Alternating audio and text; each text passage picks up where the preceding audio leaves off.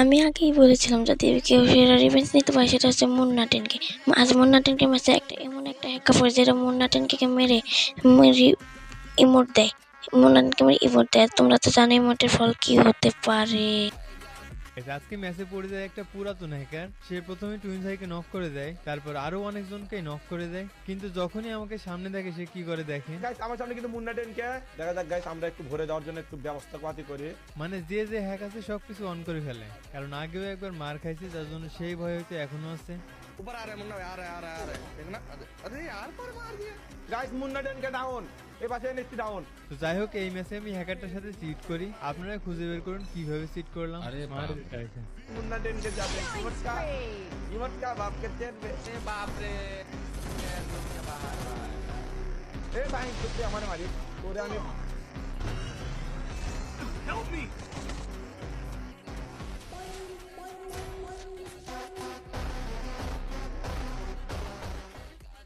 Like subscribe করতে কেউ ভুলো না কিন্তু।